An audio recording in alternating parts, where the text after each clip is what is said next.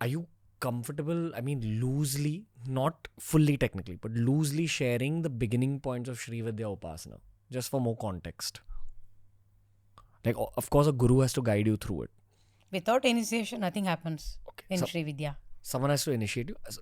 The most specific question I'm asking is, say, for a viewer watching this podcast till this point, who is interested in taking up Shri Vidya, the obvious human society questions that come up is, how much time in a day will I have to give this? Where do I find a guru? What is Shri Vidya? How should I emotionally How am I eligible? Yes. These are the questions, it keeps coming on my Instagram. This is a question I have as well. You know, that how... I am surprised you have this question. What, am I eligible? No, these are the questions. The question I have is, I'm so into my Bhairav Upasana right now. And I meet so many Shri Vidya Upasaks. But I'm very into the Bhairav stuff because it's like suiting me and my personality, I feel, to some degree.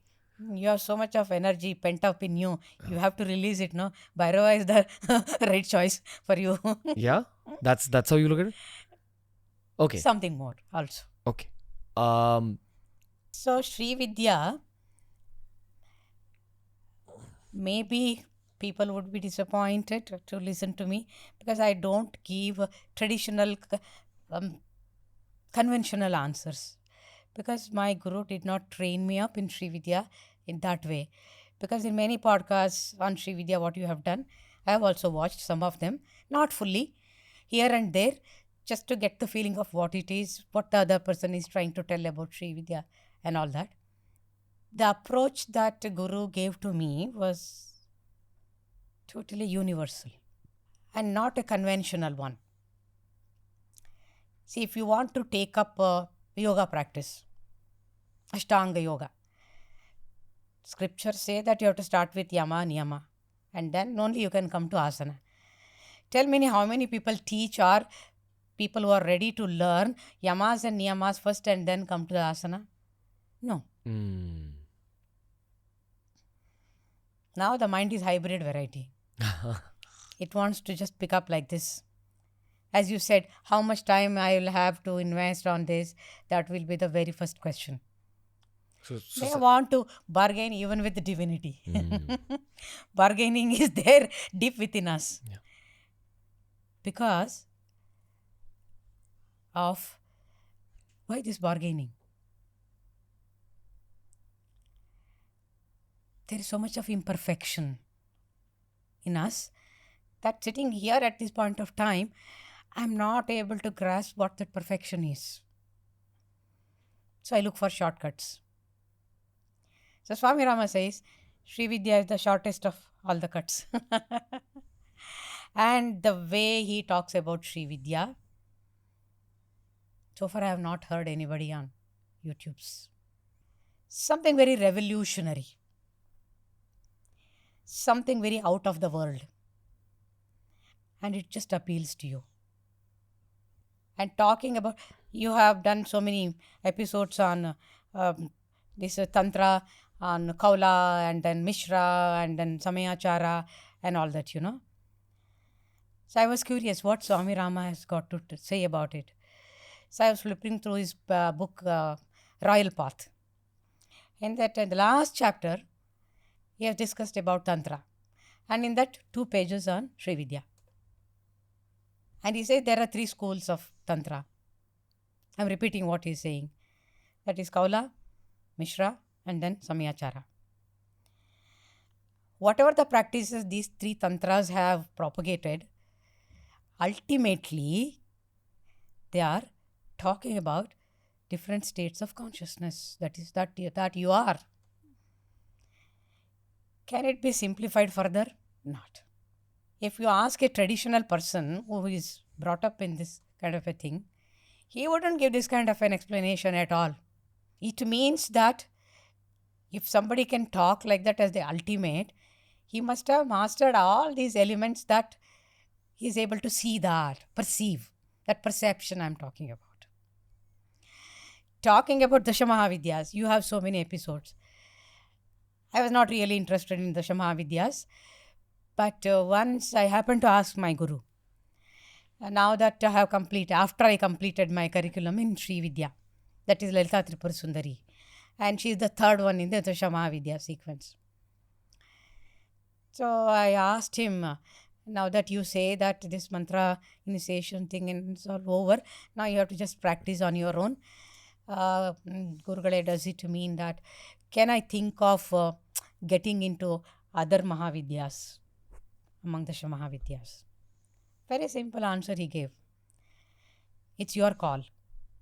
If you want to go into the details of other ones also, you can do it. But there is one more practice in Shri Vidya itself, which I have not taught you directly. But later on, Sage Agastya came and taught me that in a fraction of a second. That's called Titi Nitya Upasana. He said, if you want, you can spend more time on that. But it's your freedom. If you want to go into all the Mahavidyas, it's fine. Then, I don't remember whether it was Swami Rama or he, or because so many sages also come in my, I don't remember exactly. They have to correct me or pardon me if I am wrong. That Dasha Mahavidyas, the ultimate state, understanding. I have heard elaborate YouTubes on that.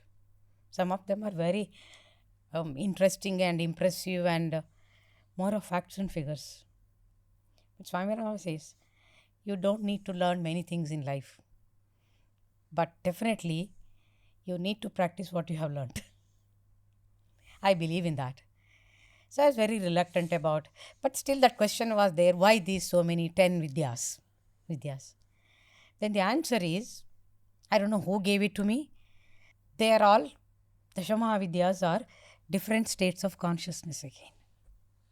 That's something hit me like a dynamite. And these Vidyas, Devis are classified into 3 categories. And you know Trigunas, Tamas, Rajas and Sattva. When this whole universe is made up of these 3 materials, that's why it's called a material world. So we are also part of that. All of us have these 3 qualities. And a person is labeled as something depending on what percentage of that Triguna is dominant. Somebody is called Sattvic, somebody is called Rajasic, somebody is called Tamasic. But all the 3 are present in all of us. So Dasha Mahavidyas are, the tantric perspective is that these sadhanas should help all the 3 categories of people. If somebody is very tamasic, still he is eligible. Who is eligible for Shri Vidya, Tantra and all that? It's an indirect answer I am trying to give to you. Then they can take up Kali. They can take up Chinnamasta. Chinnamasta was the family deity of my Parama Guru Bengali Baba. And he gave me the direct experience of Chinnamasta. That I have shared it in this book. What I am trying to say is, you can start your sadhana from wherever you are. That there is no need as such to start with yamas and niyamas. Purify yourself. This is the difference that you claim in Tantra. That Tantra accepts you as you are, wherever you are, however you are, whatever you are. And from there onwards, the Guru will initiate you to the next levels. He will not wait until you become purified, this, that and all. What is a purification? Purification is to purify your tattvas and these 3 gunas. And Shri Vidya mantras are capable of doing it for you. The listeners who are listening to this podcast until this point, who heard you saying that, hey, you can start it yourself even without a guru. What's the practical step to start? Practical step is, whatever you get, suppose in your house somebody has put Vishnu Sahasranama on the YouTube. You happen to accidentally listen to it. If you get appealed, you feel it's so good, let me practice it, or every day listen to it. That's how most of the people start these practices. You pick it up. You start doing that. If you are very much keen on doing that, that interest from within will tell you. And you continue to do it. Like thousands of people do Lalita Sahasranama without initiation. But without initiation, the subtler aspect of Lalita Sahasranama or Durga Saptashati will not be unlocked for you unless Bhagavati wishes it. See, Bhagavati is not a dormant energy. She is a dynamic energy. She is intelligence herself. The intelligence which has created the Brahmanda. I would say you should not use even the word created. She herself is Brahmanda. When you say created, you need another material. You are different from the material and you create something. Then it's undermining the power of Bhagavati. She herself is an expression of Brahmanda. She knows every devotee. She is monitoring. You are on her this hotline connection. Then Bhagavati herself might direct you depending on your karma samskara vasanas and your power to receive the messages from her. By sending you the right people or situations, right? That's what you say. But the first step is you can take up the Durga anything that you want. It need not be related to the Mother Divine. Whatever. Gayatri Mantra, Mrityunjaya Mantra, anything. Because at a subtler plane, even to come to that mantra, it is her inspiration. But we wouldn't know that she only brought us silently into this path. How is this the Shri Vidya path? Isn't this just the spiritual path? Shri Vidya is the big umbrella under which all the mantras come. Gotcha. People may not like it because when I say mantras, I am not referring to the words in the mantra. Means Bhurbhuvasvaha Tat Saviturvarenyam Bhargo Devasya Dhimahi. Yes, they are mantras. In Shri Vidya, in Tantric parlance, mantra means is Bijaksharas. And that letter, Akshara. Akshara is that which cannot be destroyed. Kshara, Akshara. Kshara means death or destruction. Akshara means that cannot be destroyed. That means eternal, immortal. So these are all Aksharas in the Sanskrit language. That's why it's called Devanagara Bhasha, God's spoken language. So they are not just words. They emit light. In the language, see, one question from you, it gets connected to so many branches of thought process. These letters are called light. Why and how? It happens in Samskrita letters.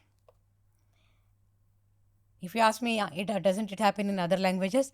If it is inspired from that language, most of our Indian languages are inspired in a subtle way also like that.